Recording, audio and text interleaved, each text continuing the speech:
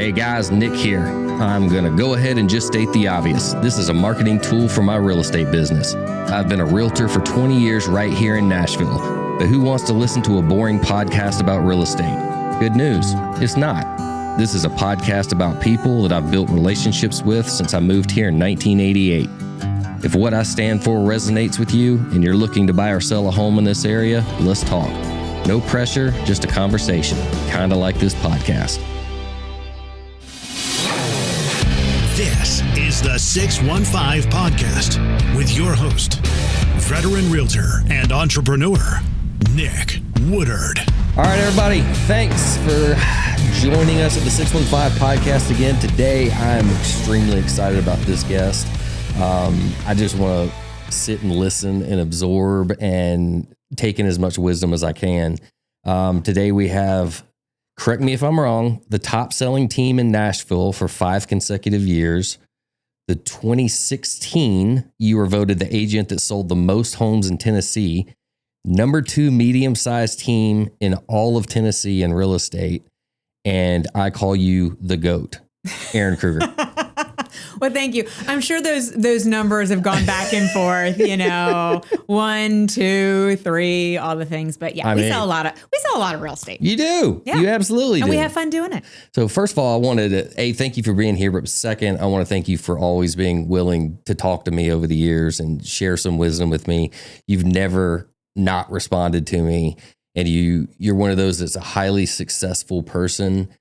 However, you always make yourself available for people that want to ask questions and learn from you and grow our business to hopefully one day be like you. Oh my goodness. Well, listen, you're my buddy and I'm always happy to help. I mean, I've had agents that I don't even know that are like, hey, you don't know me, but I saw you talk somewhere and I've got my first luxury client. I've never sold anything over 800,000 and they're coming in and they're 3 million. And I said, you're going to learn everything that you can. You go to these subdivisions, you find out what product it is there. By the time they come into town, you will own it. You will know it, right? Like study up. Well, it's also, you carry a confidence in yourself. So you have no concern sharing that with other people. No, listen, I think early on 20 years ago, when I first got into real estate, there were a lot of gatekeepers. I was always like, can I have coffee? And I got a lot of no's. So I was like, okay, I'll figure this out. I'll fail forward, all those different things. But I've just taken a different approach and I'm not a gatekeeper. I really want to share because I really love doing a deal with a great agent across the table. I don't know about you. Of course. Makes everything better. We'll get into that on down. But agent relationships are huge in this industry. But let's start from the very beginning. So tell us about how you got started. What's your background? Yeah. Is this something like me? I jumped into this right out of college saying, I'll do this until I figure out what I want to do. And 20 years later, that's it. Yeah. So I'd never had anything before this. Did you have a background in something else before you got into real estate? I did. I went to college. I went for marketing, communications. I ended up going into that kind of background. I was in PR for a while and then went into advertising. And I actually came to Nashville on a business trip and kind of looked out of my window at the Sheraton Hotel back in the day. This is over 25 years ago. And I just saw something about the city. Like I just couldn't explain it. It was a feeling. Yeah. And I went home and I went to my boss and I said, you've got me for 6 more months, but I'm moving to Nashville. Find my replacement. And that was during, stated income. Yeah. So I quit my job. I didn't have a job. I stayed in my income and I moved to Nashville and bought a house. And I was in my young 20s and I just felt like the city was for me. And I guess that's being young and naive. I didn't have a job, but that's okay. I'll get a job. You take some gambles when you're young. So I ended up getting a job 30 days later at an ad agency downtown. And I had a lot of fun. My specialty was luxury footwear and jewelry. Did campaigns all over the world, had a lot of fun. One day, a headhunter had called me and said, Erin, I want you to meet with this children's toy company. And I was like, I'm not interested, hung up, called me back. I said, I'll take the appointment. And that was a marketing licensing manager. So I negotiated deals with Disney, Nickelodeon. It was really cool. That's cool. I did commercials. helped design different toys and things like that. Learned a lot, but I learned a lot of like what not to be as a manager maybe. Mm-hmm. And they asked me to do some things I just didn't feel that were right, part of my integrity. They wanted to plagiarize a competitor's commercial. And I just wasn't going to do it. I said, you'll have my resignation by the end of the day. So I walked out 6 figures over 20 years ago in Nashville. Walked down the hallway. He yelled to me, "What are you going to do, Erin?"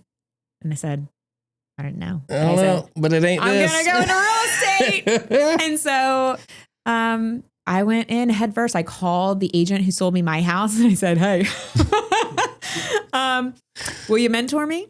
And she mentored me for 6 months before I went out on my own. And I haven't looked back since. And I love it. And every single day that I put my feet on the floor, I know that this is what I was meant to do. That's awesome. So you brought up working with toys and stuff like that. So This is way out in left field, which I tend to do.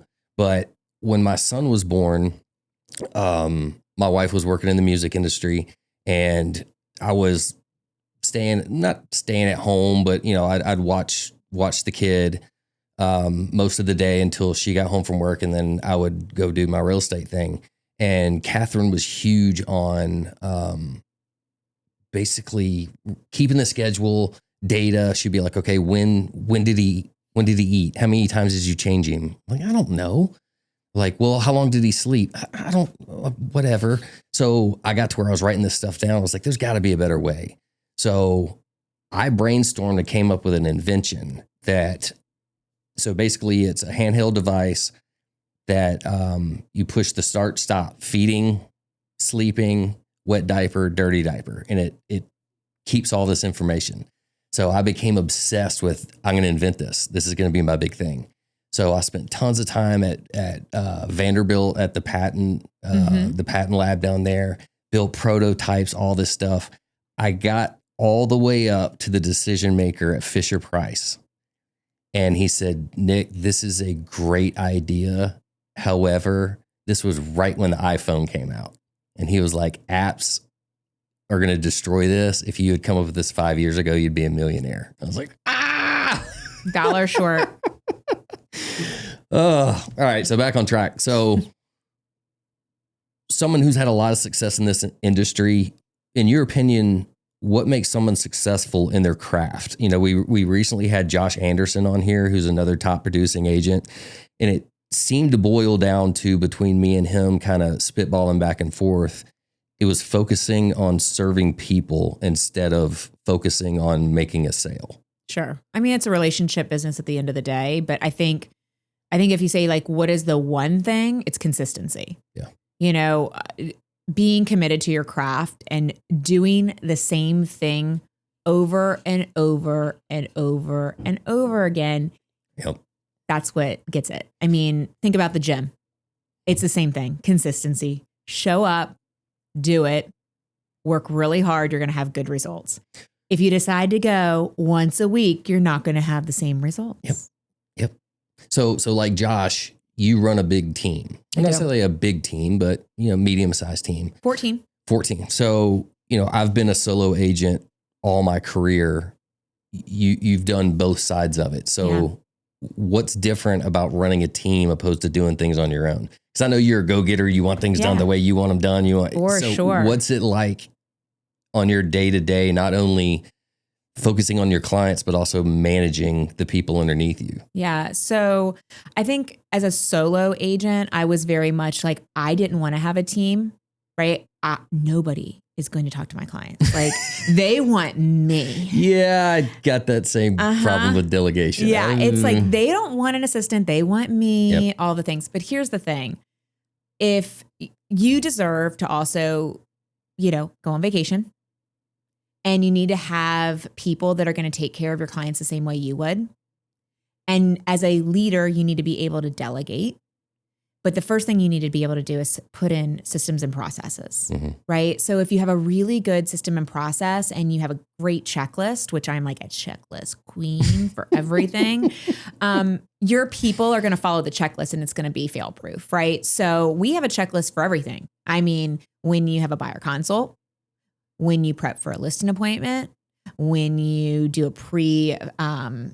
checklist for staging, photography, video, closing, transaction management. We've got a checklist for everything. And we constantly update it. We look at it, we tweak it, because we're committed to being better tomorrow than we are today. Let's talk about changes in the industry. Yeah. With us both having done this for 20 years, we've seen massive changes in just kind of how we do things. Mm-hmm. It seems to me that those that are successful are the ones that can adapt to the changes necessary to grow your business. Branding and content, in my opinion, are king. You're great on social medias. You're great about branding, and advertising your brand. Do you see a lot of return on that with your socials and stuff like that? Sure. I mean, we have a lot of followers, considering being a real estate agent. Sure. I'm not an influencer or anything. Even though some of my youngins are like, let's get a like to know it or whatever, like TK. And I'm like, no, we're selling real estate. We're not selling clothes. Right. But people have to see you and know you and be connected with you in order to choose you. Call me and ask me. Honestly, this is a relationship business at the end of the day. My job is to sell property, and I'm selling the experience of Nashville and what it has to offer. And so our content is curated to, tell you, if you're from California, you're from Arizona and considering a move, and you stumble upon us, not only what we do, it shows that we have a lot of fun doing it, and shows a product that we sell, but it talks about the city, the amenities and what you get and what the lifestyle is out here with the, rolling hills, if that's the life that you want to have. So that's what sings to a lot of people's soul. And then they call us, and we get leads every day from Instagram. Yeah. And I would say 75% of my business comes from Instagram now. Yeah. And that shift happened 3 years ago. Yeah. It's a total different. Have you gotten the calls yet to say, no. when you say, how'd you hear about us? Oh, well, I just put it into ChatGPT. Well, yeah. When they're like, who's the top agent in Nashville? Of course, your name's going to come up. And I answer my phone. Oh, what a concept. I answer my phone. That's a problem. Answer your phone. Yes. Well, people don't answer their phone. So going back to what we kind of talked about when we first got started, I've always been a believer. It is incredibly important for agents to have good relationships with other agents. 100%. Whether it's, hey, we've done stuff in the past, I can trust this person. There's honesty, there's professionalism, and there's the ability to get the deal done. Yeah. Like me and Josh talked about, if we had 15 offers on a property, we're looking at the names of who wrote those offers. Right. Because past experience and past relationships with those agents make a huge decision on how we talk to our client about, okay, what's one's actually the better deal for you. Right. Yeah. Especially, if it's a smaller spread, let's be honest. We have to do what's in the best interest of our sellers, but we're advisors at the end of the day. And I rely on my agents. Tell me, have you worked with this person before? Who's the lender? Have you worked with them before? Do I know the lender? It even goes beyond that, right? So if I know it's a certain kind of lender, I'm like, it's getting done. Yep. They're going to make it happen. Yep. So I think relationships are the key with your clients. It's with fellow agents. Listen, when I see a certain agent that, schedules an appointment, yes, I have staff that does the follow-up, but I'll call and be like, you bringing me an offer? Mm-hmm. Let's do a deal. Yeah. It's just all about the relationship at the end of the day. So I'm going to pick on you for a second. Let's do it. Oh God, I knew you were going to do this. So, but I know you can handle it. Oh, whatever. Oh, good. So recently we worked a deal together that fell apart before the closing. Yes. It was the same situation where we had multiple offers, and I looked at all the names on the paper and I was like, Erin, she's the one I trust. Tell the truth. It was between me and another deal, and it was volleying back and forth. And it was going to higher. And I was like, this is ridiculous. And he's calling me at 9:00 at night. And I'm like, I don't know what to tell you. Give me your best. So, but the funny thing is that deal did not work out. And you told me that was the first time that's happened in 5 or 10 years. Oh my God. Well, first of all, my client knew our relationship, right? Because he knew that's how it got done. He knew that. And when he told me that he wasn't going to close,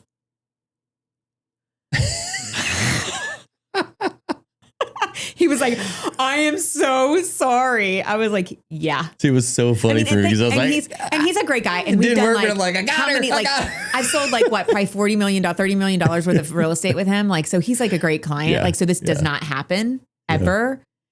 And it was just one of those things. And I, had to eat some crow and just give you a call, and things happen. It does. Well, it just shows that it happens to the best of us. I mean, nothing is completely always going to work out. Yeah. There's always going to be a situation that you come across. For sure. There's new stuff we learn every day. There's new situations, and you got to do your best, and some of them work out and some of them don't. So, but talk a little bit about, so you have great relationships with your clients, with other agents across the board. You know, what do you do to maintain relationships with your clients, especially having a big portfolio like you do? Like how do you get referrals and continuous business from people you've worked with in the past? Yeah. So we're really big on, touch points with our clients throughout the year. We do a lot of different events. I do a fall festival, which like people wait for, like they love it. And so, there's face painting and food and hay rides and all the things. And then what we do is that's in the fall. I think that's in October. And then in December, we do Santa Claus. And I started that in COVID because nobody could go to the mall. Yeah. And I don't know about you, but I had no idea how expensive getting a picture with Santa Claus is. You stand in this long line. The kids are crying. It's miserable for everybody. For everyone involved. And it's $40 for a picture with Santa Claus. Okay. So I was like, screw that. I'm bringing in the best darn Santa Claus I can find. So I brought in the best darn Santa Claus. We do this like Christmas breakfast.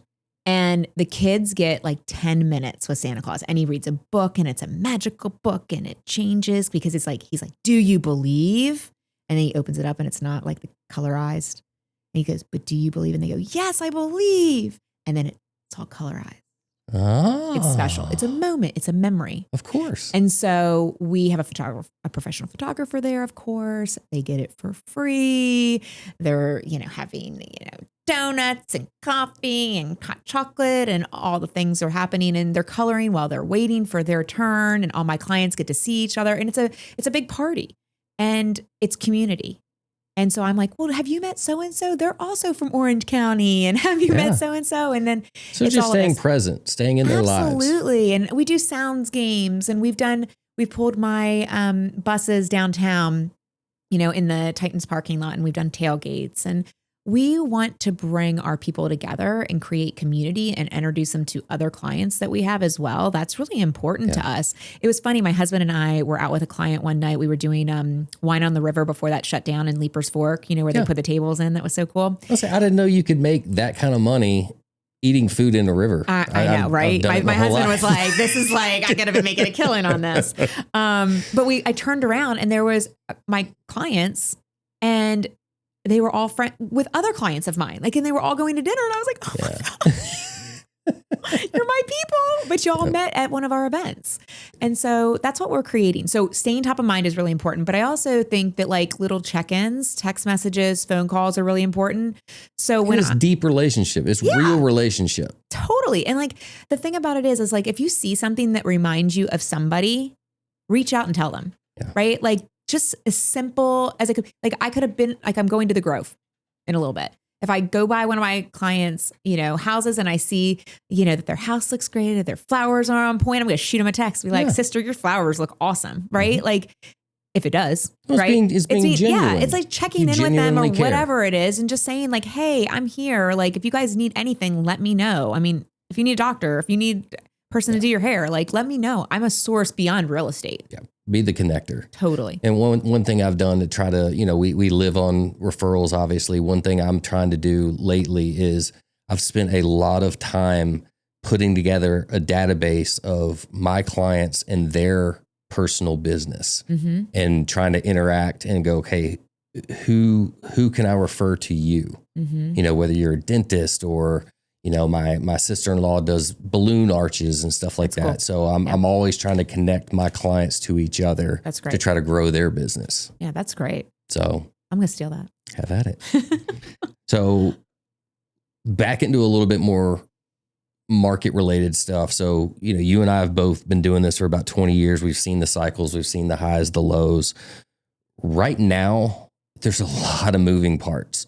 Mm-hmm. What do you foresee happening in the next 12 to 18 months in the real estate market? Wow, it's a crystal ball question. Mm-hmm. And when somebody sits in this little hot seat and they say, I know what's going to happen. You're wrong. You're wrong. So I'm not going to fall for it, Nick. I'm not going to fall for it. Here's what we do know, right? It's longer days on market. Mm-hmm. Our market has softened. We are seeing less buyers in the market than ever before, especially if you kind of look at the numbers between now and last year this time. Buyers are down and inventory is up. And which has never been the case. It's never been the case, but it's real estate. Mm-hmm. And properties are still transacting and properties are still selling. It's the agents that are doing the follow-up, that are clawing for the deals, that are getting the deals done, that are rising to the top. They're gaining market share. They're getting more opportunities. They're getting called when other listings are up.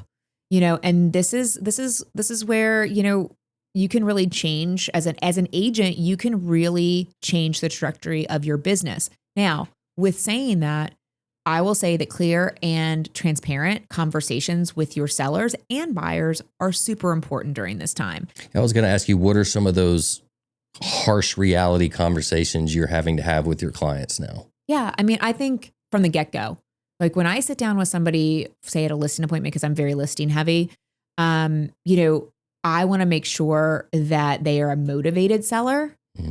I think there's a big difference. There's a lot of people that are just not motivated, right? So let's put it up and see what happens. Let's just put it up and see what happens. That's not this market, right? It's not a make me move situation unless your property is uber special and just one of a kind, right? And so I think it's just having these conversations and talking about expectations and talking about what the marketing plan is. And if we don't see X, Y, and Z happen by this time, what the next step is. And also for them to buy into the plan, right? That they're committed to it. If you don't have somebody that appreciates what you're bringing to the table, I suggest that you don't work with them. Yep. Yeah.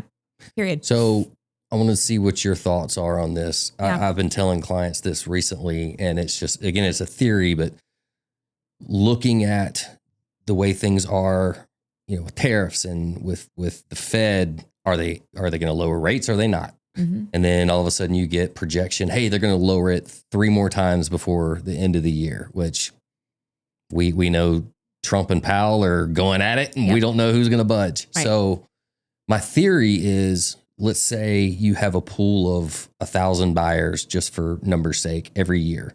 I would say for the past year, 2 years, half of those have sat on the sideline because rates are higher than they're comfortable with.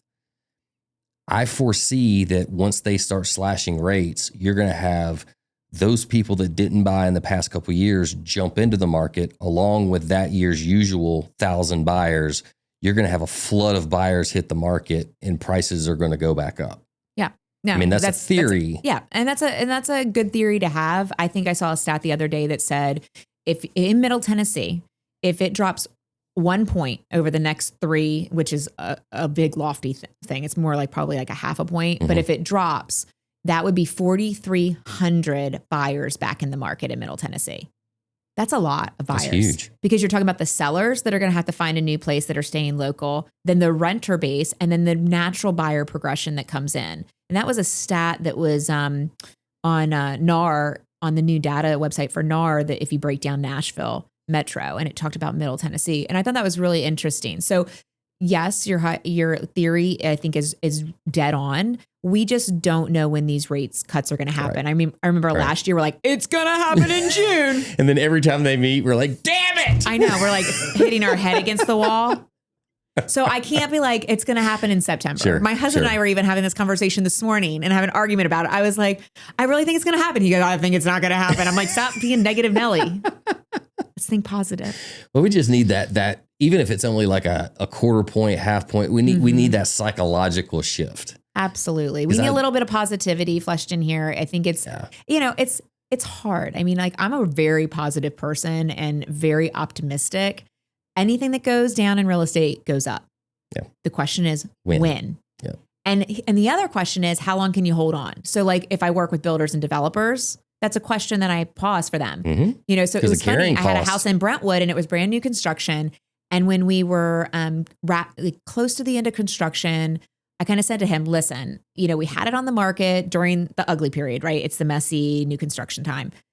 And yes, we had some foot traffic, but it's, you know, it's not pretty. It's got a, you know, it's kind of ugly at that point. I said, I think our price is a little high right now. Let's just adjust it. And I said, but what is your plan? Because according to days on market in Brentwood, it's X for new construction. Are you willing to wait that time period? And he said, no, I can't hold it beyond October. And this was in the end of June. We had this conversation. And I said, okay, then we're going to place it here. How do you feel? And he basically said, listen, I'm good with that because that still gives me a good cushion and I feel good about it. And I sold it in a week. And so I think, and he felt good because it's the extra stress and the carrying cost. Because every month eats away at their margin as a builder. I've got a couple of those right now that are sitting in that, okay, they're not moving. They're gorgeous homes. You know, they're priced accurately, but almost accurately is not good enough now. It's not. You're chasing the market. And it's kind of like, I saw somebody somewhere said something about don't price on comps. You've got to price on what are the last price drops that you're competing against. Yeah. I mean, that's crazy, but that's where we are. And that's why I say about the motivation. Like, do you need to sell right now? I actually did comps for a client in the family that we terminated on. Okay. Because they give me a lot of business. But it was like his daughter. Tell us it, hey. His daughter. And she got married. She's getting married. And so did she think a year and a half ago that she was going to meet Prince Charming and her whole life was going to change? No, but that's what love does. And that's what life happens. And so I walked her little place in West Nashville and I looked at like, you know, what she bought it for and looked at all the type of stuff. Too soon, right? It's pretty flat. It's pretty flat. Like she's going to bring some money to the table because with costs and all that kind of stuff. And I said, can you rent it? And that's what they're going to do. They're just going to hold it as a rental, which is great. Yeah, I mean, that's the hard thing I'm seeing right now is I truly believe in that theory that I just explained to you. Yeah. So I very much believe it's going to happen. It's when, and can these people hold on until then? Well, your question originally was like next spring. Like, what do you think? That was when. I was like, I don't know, next spring. Yeah. But eventually, what you're saying, absolutely. They're going to gobble up all this inventory that we have, which means right now is a great time to buy. Yeah. I mean, you can get some pretty good deals. Well, it also came up with this idea too, is those people sitting on the sideline waiting to buy because of rates. If this change happens and prices go up, would it not be more beneficial for you to purchase now with a higher rate and maybe work out a deal with your lender to get like a free refi between 12, 18 months from now? So you're getting today's prices. Yeah. If things change and prices go up, you can now refi and you have the lower price. Yeah. And then I've seen even on new construction, like say with a first-time home buyer in Nashville, they're looking at a product that's $600,000 or something like that. These builders that have a lot of inventory on the ground, they're willing to wheel and deal, right? And they will pay for a rate buy down for you. And you need to figure out like, what is your long-term goal? Are you pretty much only going to be there 3 to 5 years? Like, think about it. Like, do you need a 30-year mortgage? Right. That might not be the best product for you, but sometimes first-time home buyers are not as savvy, and it really comes to the agent and the lender to sit down and really explain it so they feel comfortable. I really, really believe in making buyers feel empowered and confident in their decision, because ultimately, I mean, that's their house and they have to kind of stand by it, but it really doesn't make sense to pay, 6.85, on a rate if maybe there's a 7-1 arm or a 10-year arm. I was going to ask you on that. So I've always been so conservative that I kind of treat my clients the way I was raised. Yeah. It was like, okay, safe and 30-year, 15-year, whatever fixed. Yep. Don't play around with snakes with this adjustable stuff. Yeah. This is the first time in my entire career I'm talking to people about, maybe you do an interest only for a year or two. Yeah. Because we really think rates are going to change looking at, this administration and the way he wants to do things. Sure. But they have to have the stomach for it. I mean, You have to give them all of the information and they ultimately need to make the decision about it. It's about empowerment, advocate, and educate. Very true. Yeah. Very true. So you've recently added something else to your resume. I have. You are now an author. Why don't you tell us about it? What's the book about? Okay. Well, it's called Capture the Culture. You can find it on Amazon or anywhere books are sold, Barnes & Noble, all those places. My Audible is out and you can hear my voice. Because realtors, we drive a lot. I'm not reading. I'm going to listen to it. Okay. Yeah. So you can go on Audible and download it. You'll hear 2.5 hours. It's a short read. It's 150 pages or 2.5 hour Audible. And basically it tells my story. And, it's an interesting story. Even the people that know me don't know my whole story. And I think when they hear the whole story, they're like, okay, I get it now. Yeah. I now know why she is the way she is. I'm an old farm girl, humble beginnings, lots of hard work. You do things the right way, the first way, first time, and you work 110%, not 100%. And so I wrote this book. I actually did a speaking engagement downtown at an entrepreneurial conference. I had no idea. I was asked to talk about the Nashville real estate market. I didn't do a lot of research. I walked in and I was like, oh my gosh, 5,000 people. Kathy Ireland is the keynote speaker. I am a little over my head. This isn't real estate agents. These are guys who just own companies. It's entrepreneur. And so I just went up there. Georgia, who's on my team, kind of shook me. She kind of went in for the free ticket, it's like, I'm your marketing manager. Give me a free ticket. I'm part of your crew. Get me in here. So she kind of shook me and said, get it together.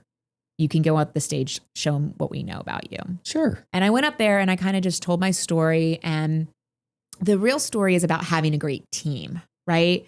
Whether you are buying real estate, like financial advisor, CPA, real estate agent, that's your team, right? Giving you really good sound advice when you're making investments, because whether it's your first time you're buying a property or it's your, family compound that you want to have, or if you're buying, commercial property, it's an investment. And so you have to have a really good team around you.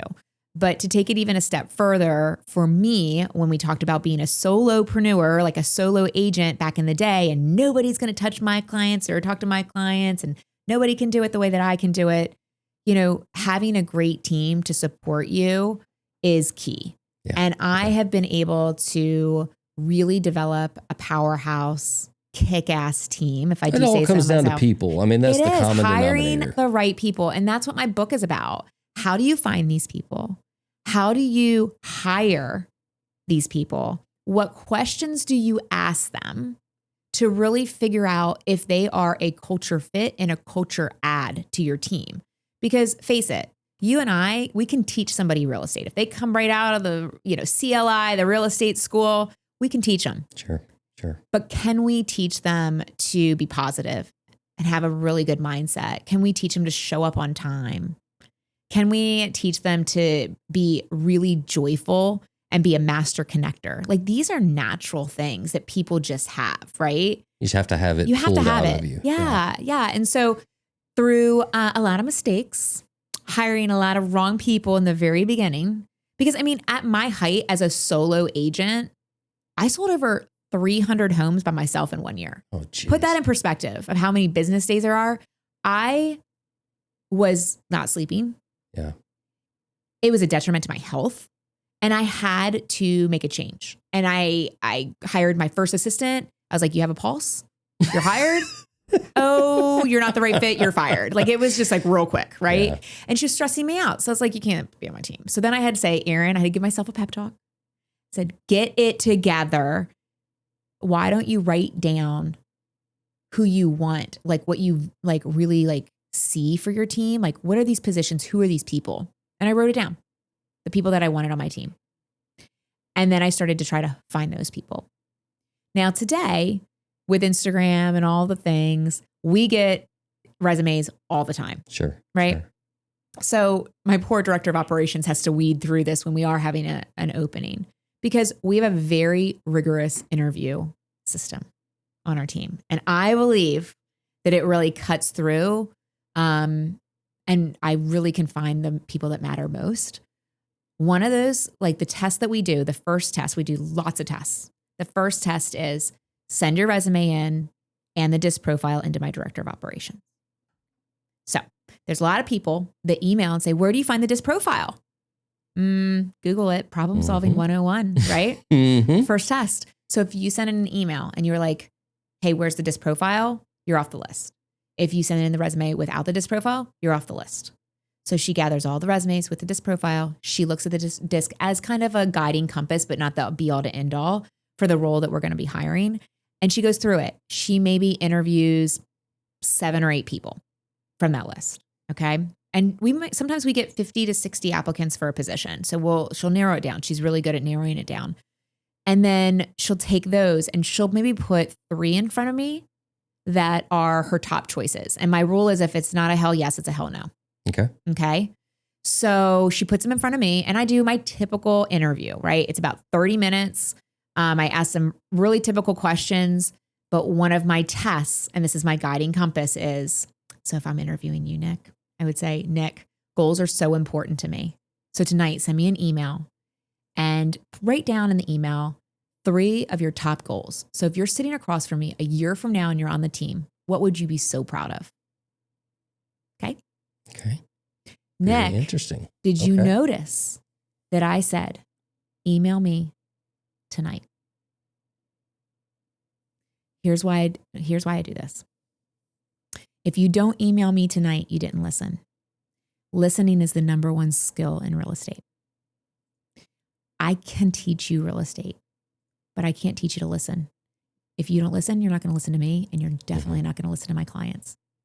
And when they say that they definitely need 0 entry grade in from the steps into the garage, from the garage into the house, you're going to miss that.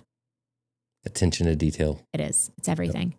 So that is so important. So that I look at the end of the night, even if they're lovely. I mean, there have been times where I'm like, oh my gosh, this person is amazing. And they didn't send it until 2 days later, off the list. And so I am really like, I use that's that. Not being an ass. No, it's just like you're trying to find the right person for that fit. Because if you want it, Nick, you want it. Mm-hmm.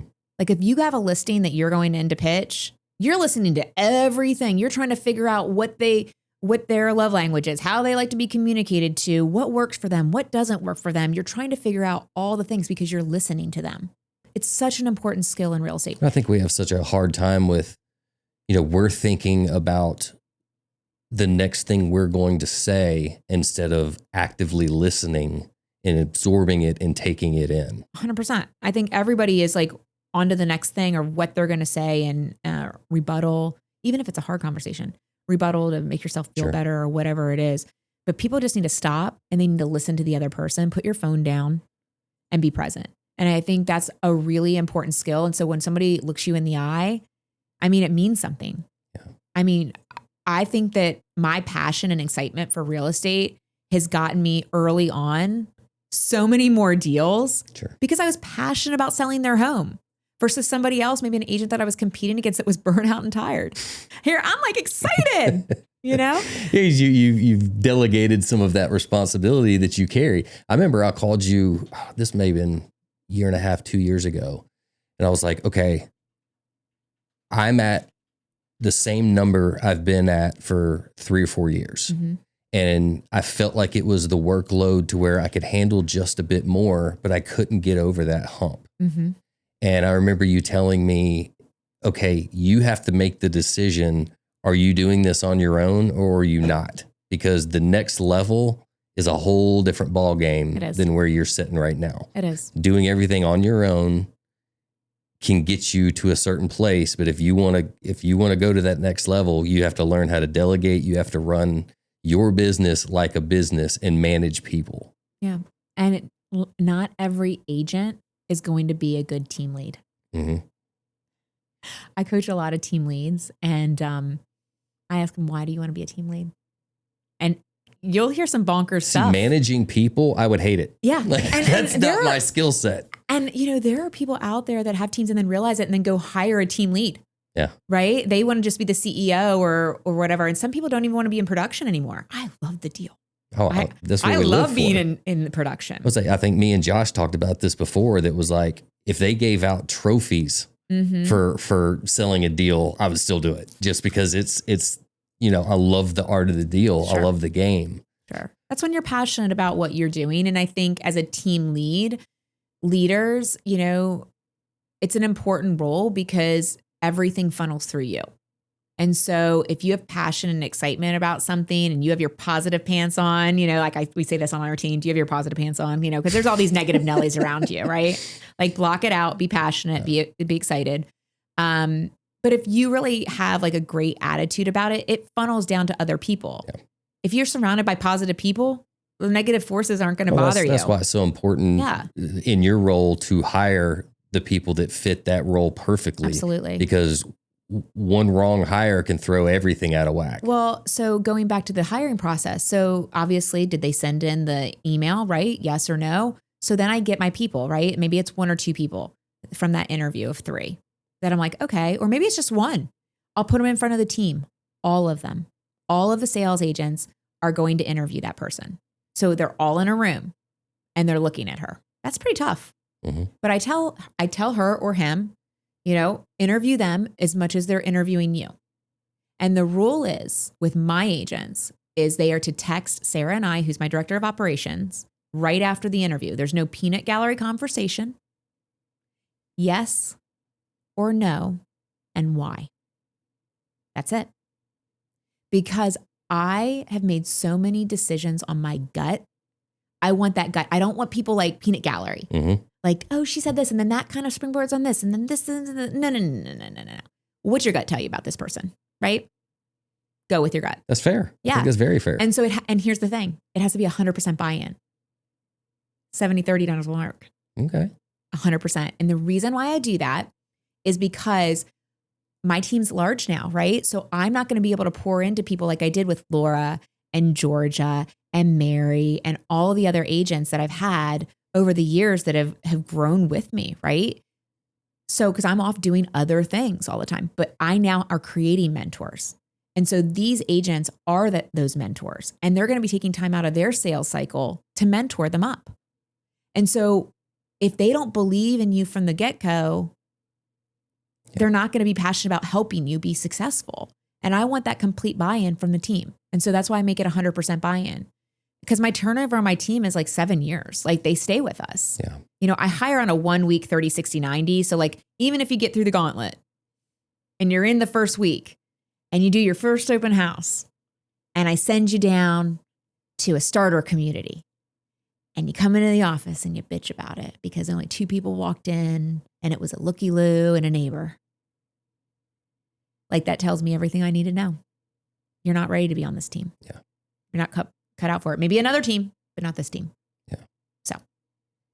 Wow. Slow to hire, quick to fire. That makes a lot of sense. How you've built the success you have. You run it like a corporation. It is a business. And I mean, I know what my P&L is. I know what every listing, my output, I know all of that. And it's important to know your numbers. This is an industry where, a lot of agents aren't successful. The average real estate agent makes $45,000 a year or something like that. 2-3 houses, something like that. Yeah. So, I mean, it's not for the faint of heart, but here's what I tell every single one of my agents. There's no cap on what you can do. Mm-hmm. There's no cap. It's what you can make it as hard as you want to work. I'm going to give you all the opportunities in the world. It's up to you to grab them and it's up to you to knock them out of the park. And I love going into like a development pitch or whatever. And, I'll have an agent with me who's helping me, assisting me on it. And, I'll walk out of the meeting and I'll look at them and I go, that's your community. And they're like, what? I'm like, that's your community. Step up, girlfriend. This is your time to shine. Don't let me down. And they're like, I won't let you down. I won't let you down. And that's what I love. I love that about my team. It's like when I ask for help, I've never been told no. Like they're going to help me because they see me down in the trenches. They see me doing stuff. So it's leadership. Oh my gosh. I was home after traveling all doing the self-speaking thing I was telling you about over the last couple of weeks. And I was home. It was my first weekend home. I was so excited just to do stuff around the farm and the house and get stuff done. One of my team members who is one of our showing assistants, her son was rushed to the hospital. And I said, don't worry. I've got these showings out in Leapers. I'm headed there now. Like I've got it. Right. And it's just like, you just get up and do it. It's not like, we're a team. We're a team at the end of the day. You're a good one. Thank you you. are. You're fantastic. So, I always ask this to everybody that comes on here. What's one thing that you love about living in Middle Tennessee? One thing. You can give me a couple, but what do you personally love about living here where you live? Yeah. The people. The people are That's the awesome. answer every time. Every Awesome. time it's the people. Awesome. Like as somebody who grew up outside of Philadelphia, but on a farm, every single time I go to the north and I come back to the south, I go, thank God I live here. Thank God. And here's the deal. When people ask you how you are, they generally care. And they're generally asking, how are you? And I have to explain it to a lot of my clients that are relocating in. I was like, now when you go to dinner tonight and you're sitting at the bar waiting for your table and the person next to you starts to talk to you, like they're generally interested. It's just Southern hospitality. Yep. It's just part of it. So I love fantastic people. stuff. Love people. Oh, fantastic stuff. And if y'all picked up on it, I did not talk very much in this one compared to a lot of the others because I just want to soak up everything that you have to offer. Like you've done a fantastic job. Thank you for being here. You've always been a pleasure to talk to, always been someone that, has reached out and been willing to talk to people, and proud of your success and happy for you, friend. Right back at you. Thanks for coming. Thank you.